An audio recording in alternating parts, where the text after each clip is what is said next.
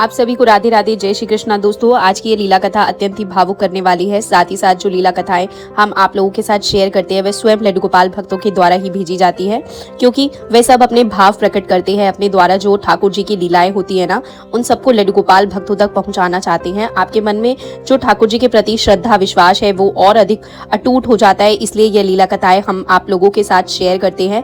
आज की लीला कथा बिल्कुल एकदम सच्ची लीला कथा है, बिल्कुल सत्य घटना है जो कानपुर से साक्षी जी की है। दोस्तों, साक्षी जी पिछले 20 वर्षों से लड्डू गोपाल की सेवा कर रही हैं और लड्डू गोपाल की सेवा करने के पश्चात उनके जीवन में जितनी भी खुशियां आई, जो कुछ भी घटित हुआ, उस सब का श्रेय वो लड्डू गोपाल को देती है। साक्षी जी के 2 बेटे हैं और एक बेटी है और वो ठाकुर जी के प्रति भी पुत्र का भाव रखती है।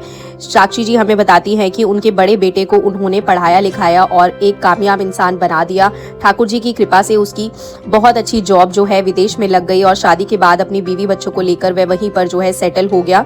साक्षी जी जो बेटी है उनकी भी शादी अच्छे घर में हो चुकी है और वह अभी अपना खुशी खुशी से जीवन व्यतीत कर रही है। साक्षी जी कहती है कि अब उनका छोटा बेटा भी पढ़ाई कर रहा था, अपनी जॉब के लिए तैयारी कर रहा था। अब मुझे अपने कन्हैया पर, अपने ठाकुर जी पर पूरा भरोसा था। उनके आशीर्वाद, उनके प्रेम और उनकी कृपा से उनके छोटे बेटे को भी जल्दी ही अच्छी नौकरी मिल जाएगी और साक्षी जी का ठाकुर जी पर यह अटूट विश्वास दोस्तों जीत गया। उनके छोटे बेटे की भी बहुत अच्छी जॉब लग गई। छोटे बेटे की जॉब लगने के पश्चात साक्षी जी कहती हैं कि उन्होंने अपने छोटे बेटे की भी शादी बड़ी धूमधाम से की। उनका बड़ा बेटा, उनकी बेटी, सभी लोग, सारे नाती रिश्तेदार विवाह में आए, सम्मिलित हुए। पूरी श्रद्धा भाव से साथ साक्षी जी ने अपने हर एक बच्चे की शादी में ठाकुर जी को भी उच्च स्थान प्रदान किया। अपने घर के बड़े बेटे का स्थान प्रदान करते हुए एक काम जो है साक्षी जी कहती है वो लड्डू गोपाल से पूछकर ही करती थी। घर में जो पैसे, जेवर, कुछ भी आता था सबसे पहले वो ठाकुर जी के सामने जाता था। उसके पश्चात सबसे पहले जो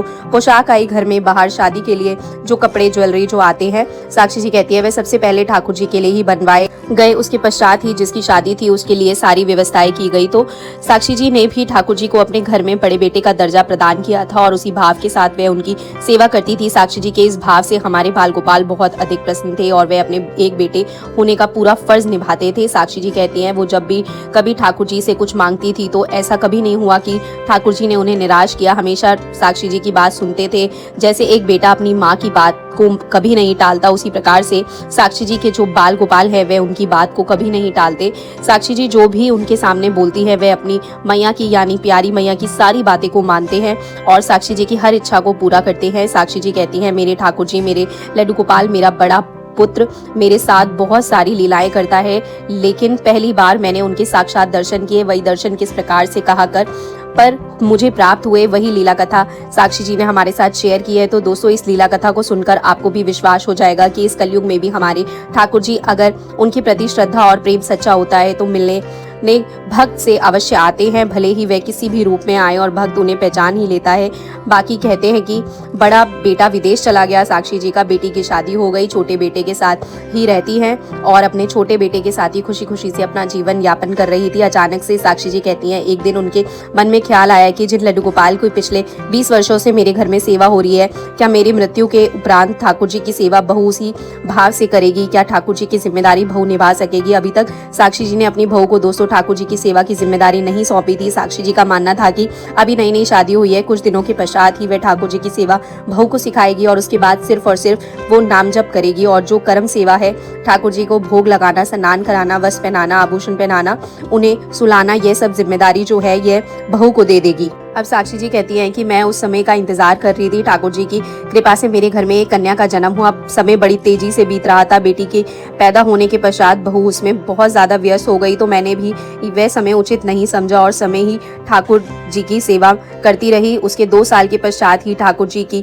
फिर से कृपा हुई। घर में एक पुत्र ने जन्म लिया, साक्षी जी के पोते ने जन्म लिया। अब साक्षी जी की खुशी का ठिकाना नहीं था। ठाकुर जी की कृपा से एक के बाद एक खुशियां ठाकुर जी उनके घर में भेज रहे थे। बड़े ही सुख से जीवन व्यतीत हो रहा था। ठाकुर जी ने अनेकों बार स्वप्न में साक्षी जी को दर्शन दिए। वे कहती हैं जब उनके पोते का जन्म होने वाला था उस समय भी ठाकुर जी उन्हें पालने में झूलते हुए दिखाई दिए। जब साक्षी जी की तबीयत थोड़ी सी खराब होने लगी, साक्षी जी के मन में आया कि अब सही समय बहू को सेवा देना चाहिए। उन्होंने लड्डू गोपाल से ही प्रार्थना की कि हे ठाकुर जी, अगर आप मेरी बहू को अपने भक्त के रूप में चुनना चाहते हो तो कोई ऐसा अवसर प्रदान कीजिए जिससे बहू की परीक्षा भी हो जाए और वे ठाकुर जी के प्रति उसके मन में भाव भी जागृत हो जाए। मुझे भी पता चल जाए कि मेरी बहू आपकी सेवा अच्छे से कर पाएगी या नहीं। कुछ ऐसा चमत्कार कीजिए, कोई ऐसी लीला कीजिए।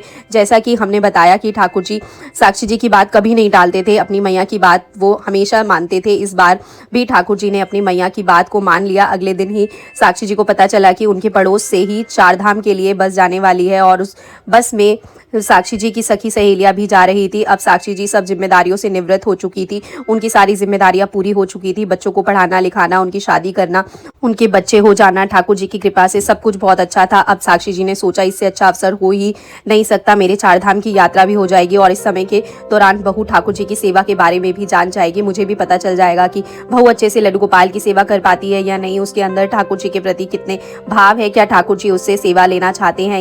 ये सभी बातें सोचकर दोस्तों साक्षी जी ने सोचा ये सुनहरा अवसर है, शायद लल्ला ने ही ये लीला रची है और वही चाहते हैं कि मैं 4 धाम की यात्रा के लिए जाऊं और बहू को उनकी जिम्मेदारी सौंप दूं। अब लल्ला की आज्ञा के आगे मैया ने भी शिरोधार होकर शीश झुकाकर उनकी आज्ञा का स्वीकार किया और 4 धाम की यात्रा के लिए अपने बेटे से बात की। जब बेटे ने यह बात सुनी तो खुशी खुशी से अपनी माँ से कहा कि माँ आप चिंता मत कीजिए, हम यहाँ पर सब कुछ संभाल लेंगे, आप अच्छे से अपनी यात्रा पूरी कीजिए, किसी भी चीज की कोई आवश्यकता हो तो मुझे बोल दीजिए।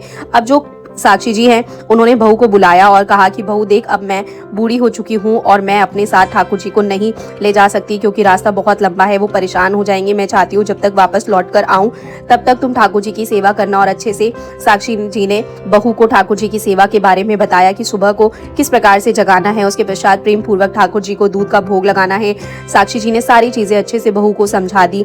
अब बहू ने कहा कि आप आराम से जाइए, चिंता मत कीजिए, मैं अच्छे से ठाकुर जी की सेवा करूंगी। साक्षी जी कहती हैं कि अगले ही दिन वो ठाकुर जी से आज्ञा लेकर, लड्डू गोपाल से आज्ञा लेकर वहां से निकल गई और जाते जाते लड्डू गोपाल से बोला कि कोई भी बात हो, आपको कोई भी दिक्कत हो तो कृपा करके मुझे अनुभूति कराना या फिर मुझे स्वप्न में कोई संकेत दे देना, लेकिन अच्छे से रहना। इस प्रकार से ठाकुर जी को बोलकर मैया 4 धाम की यात्रा के लिए चली गई। दोस्तों अब यात्रा पर निकलने के पश्चात अगले दिन सुबह के समय मैया ने घर पर कॉल किया और बहू से पूछा क्या अच्छे से सेवा कर रही हो। तो बहू ने बताया कि हाँ मैं अच्छे से सेवा कर रही हूँ। अब जो है साक्षी जी को ज्यादा चिंता नहीं थी, उन्हें लग रहा था कि उनकी बहू अच्छे से ठाकुर जी की सेवा कर रही है, सभी जिम्मेदारियों को अच्छे से निभा रही है। अब वे बेफिक्र होकर अपनी 4 धाम की यात्रा करने लगी। यात्रा में बहुत अधिक थकान हो जाती है, इसीलिए रात के समय साक्षी जी कहती हैं उन्हें बड़ी जोर से नींद आती है और उनकी आंखें सुबह के समय ही खुलती थी। इसी प्रकार से 3-4 दिन बीत गए। 3-4 दिन बीतने के बाद साक्षी जी कहती हैं जब वो अपनी यात्रा पूरी करके घर की ओर वापस आ रहे थे, उसी समय बस में जितने भी यात्री थे उन्हें जोरों से भूख लगी थी। तो बस वाले ने बस को एक ढाबे पर रोक दिया। वहीं पर सभी लोग जो है खाना खाने के लिए उतर गए। साक्षी जी वहां पर एक तरफ अकेले बैठी थी। वे कहती हैं कि उनका मन अजीब सा हो रहा था, कुछ खाने की इच्छा नहीं हो रही थी। ज्यादा लंबा सफर करने की वजह से उनके सर में भी हल्का हल्का सा दर्द हो रहा था, इसीलिए वे सभी लोगों के साथ दूर होकर एकांत स्थान पर बैठ गई, अकेले बैठ गई, बेंच पर बैठ गई। उनके पास कोई नहीं था। वहां अकेले बैठे बैठे वे लड्डू गोपाल को याद करने लगी कि लल्ला से मिलने इतने दिन हो गए हैं, पता नहीं मेरा लल्ला कैसा होगा, पता नहीं मेरा गोपाल कैसा होगा। साक्षी जी लड्डू गोपाल कहकर भी पुकारती थी। अब साक्षी जी कहती है जैसे ही उन्होंने बाल गोपाल का ध्यान लगाया, उन्हें याद करने लगी, अचानक से एक बड़ी ही सुंदर सा बच्चा, यही कोई 6-7 साल का बच्चा छोटा सा होगा, दौड़ते हुए उनके पास आया और अचानक से साक्षी जी की गोदी में बैठ गया। अब साक्षी जी तो आश्चर्यचकित थी कि यह बालक कौन है। बस में किसी यात्री के साथ भी यह बालक नहीं दिखाई दिया था। बड़ी ही सुंदर छवि थी, गोल मटोल मुंह, मोटी मोटी आंखें थी, उनकी बहुत ही सुंदर रूप था। अब साक्षी जी ने बड़े प्रेम के साथ उसके गालों को छूते हुए कहा, बेटा क्या बात है, तुम मुझे अपनी दादी समझ रहे हो, तुम कहाँ से आए हो, तुम कौन हो, किसके साथ हो, तुम्हारी मैया कहाँ है। तो वह छोटा सा बच्चा दोस्तों अपनी तुतलाई हुई जुबान से यानी तोतली जुबान से मैया से बोला कि मुझे दूध पीना है। अब मैया ने सोचा कि बच्चा भूखा है, तो मैया ने कहा कि ठीक है तू बैठ, मैं तेरे लिए ढाबे वाले से दूध लेकर आती हूँ। अब मैया उस बच्चे को बिठाकर ढाबे वाले के पास गई और उसे कहा, भैया क्या थोड़ा सा दूध मिलेगा। अब उस ढाबे वाले ने मैया को थोड़ा सा दूध दे दिया। अब साक्षी जी ने अब दूध में थोड़ा सा मीठा मिलाने के लिए चीनी भी मांगी। उस ढाबे वाले ने साक्षी जी को चीनी भी दे दी, अच्छे से उस दूध को मीठा करके। अब साक्षी जी उस बच्चे के पास दूध लेकर आई और बड़े ही प्रेम के साथ, दूध थोड़ा गर्म था, उसे ठंडा करके उस बच्चे को पिलाने लगी। वह सारा दूध पी गया और उसके मुंह पर दूध पीने के पश्चात जैसे बच्चे के मुंह पर दूध लग जाता है, इस तरह उसके होठों के चारों ओर दूध लग गया। साक्षी जी ने बड़े ही प्रेम के साथ अपने पल्लू को उठाया और दोस्तों उसका मुंह पहुंच दिया। साक्षी जी कहती हैं कि दूध पीने के पश्चात वे बच्चा अचानक से मेरी गोदी में लेट गया और मेरी तरफ देखकर बड़ी ही प्यारी मुस्कान के साथ मुस्कुराता रहा। उसे देखकर मन को शीतलता महसूस हो रही थी, उसको स्पर्श करने से शरीर में झंझनाहट हो रही थी। साक्षी जी कहती है कि ऐसा लग रहा था जैसे कि साक्षात ठाकुर जी मेरी गोदी में आकर लेट गए हों। उस बच्चे को देखकर उसके ऊपर इतना प्रेम आ रहा था, इतना प्रेम आ रहा था, ऐसा लग रहा था उसे मैं हमेशा के लिए अपने पास रख लूं। उस बच्चे को देखते हुए अब साक्षी जी कहती है मुझे यह भी चिंता होने लगी आखिर ये बच्चा किसका है। इसकी माँ बहुत परेशान हो रही होगी। अचानक से रोने लगा, मुझसे उसका रोना देखा नहीं गया और मैंने कहा तू बैठ, मैं तेरे लिए और दूध लेकर आती हूँ। साक्षी जी कहती है मैं जैसे ही ढाबे पर दोबारा दूध लेने गई और दूध लेकर वापस लौटी तो उस बेंच पर कोई नहीं था। अब मैं घबरा गई कि अभी अभी तो बच्चा यहीं पर था, अचानक से कहाँ गायब हो गया। चारों तरफ देखा, इधर उधर देखा, सबसे पूछा कि अभी अभी एक छोटा सा बच्चा यहाँ पर मेरे पास बैठा था, मैंने उसे दूध भी पिलाया, किसी ने उस बच्चे को देखा है? तो सभी ने इनकार कर दिया कि वे कहते हैं कि हमने किसी भी बच्चे को आपके पास नहीं देखा। अब वह दौड़ते हुए ढाबे वाले के पास जाती है, वहां जाकर उससे पूछती है बेटा क्या मैं कुछ देर पहले तुमसे दूध लेकर गई थी? तो वह कहता है हाँ माँ जी आप मुझसे दूध लेकर गई थी। तो साक्षी जी कहती है क्या तूने मेरे साथ एक छोटे से बच्चे को देखा है? क्योंकि वह काफी देर तक मेरे पास रहा। अब ढाबे वाले ने भी इनकार कर दिया, लेकिन साक्षी जी का मन मानने को तैयार ही नहीं था। अब उन्हें चिंता हो रही थी, वे बस के पीछे इधर उधर, ढाबे के पीछे, आसपास सब जगह उस बच्चे को खोजने लगी, लेकिन वह बच्चा कहीं पर भी नजर नहीं आया। इस बात को सोचते हुए साक्षी जी जो है घबराते हुए बस में दोबारा से बैठ गई। पूरा दिन चिंतन करती रही, घबराती रही, उस बच्चे के लिए आंसू बहाती रही। अब साक्षी जी जो है उस बच्चे को लेकर बहुत ही ज्यादा परेशान हो रही थी। उनके सर दर्द हो रहा था और भी बढ़ता जा रहा था, सर दर्द, उनकी हालत खराब होती जा रही थी। ऐसे में वह कहती है कि कुछ देर के लिए उनकी आंखें बंद हो गई और जब उनकी आंखें बंद हुई तो उन्होंने एक स्वप्न देखा। उस स्वप्न को देखकर वह एकदम से चौंक गई। साक्षी जी कहती है कि जैसे ही मेरी आंखें बंद हुई तो मुझे मेरे बाल गोपाल दिखाई दिए, मेरे लड्डू गोपाल दिखाई दिए। मेरे बाल गोपाल अचानक से मेरे सामने खड़े थे और बिल्कुल उसी रूप में खड़े थे जिस रूप में वो बच्चा मेरे पास आकर दूध पीकर गया था।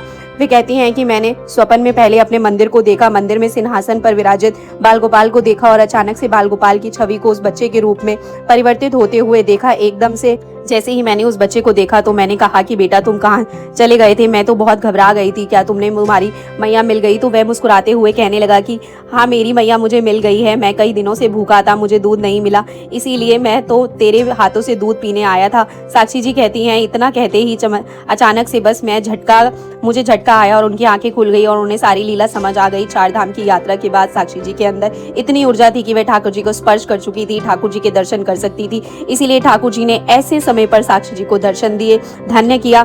साथ ही साथ उन्होंने साक्षी जी को संकेत भी दिया कि वे कई दिनों से भूखे थे। अब साक्षी जी जब घर आई, घर आकर उन्होंने बाल गोपाल के लाड लड़ाए और बहू से पूछा क्या तूने अच्छे से सेवा की है? तो बहू कहती है हाँ मैंने अच्छे से सेवा की है, रात ज्यादा हो चुकी थी, अब साक्षी जी सोने चली गई। वे कहती है मैंने सोचा बहू को जिम्मेदारी अच्छे से निभा रही है, इसीलिए वे आज भी सेवा कर ली, उसके पश्चात मैं फिर से सेवा करना शुरू कर दूंगी। अब जब बहू ने ठाकुर जी को स्नान कराया, स्नान कराने के पश्चात उन्हें दूध का भोग लगाया, साक्षी जी सब कुछ अपनी आंखों से देख रही थी। बहू जो थी वो ठाकुर जी को जल्दी जल्दी स्नान कराने के पश्चात उनके सामने एक छोटे से गिलास में दूध रख दिया और फिर कुछ समय के पश्चात आकर वो दूध उठाकर ले गई। उसी दूध को दोबारा से गर्म करके उसने बादाम डालकर उसमें मीठा डालकर अपने बेटे को पिलाने लगी। जो साक्षी जी थी वह सब कुछ अपनी आंखों से देख रही थी और उन्हें अंदर ही अंदर गुस्सा भी आ रहा था। अब उन्होंने पूछा क्या तू बाल गोपाल को रोज इसी तरह से दूध का भोग लगाती थी? तो बहू ने कहा हाँ माँ जी, मैं तो इसी प्रकार से उनके सामने दूध रख देती थी और फिर उस दूध को बेटे को पिला देती थी। अब साक्षी जी ने उसे समझाया कि तेरा भाव तेरे बच्चे के प्रति ज्यादा और ठाकुर जी के प्रति कम है।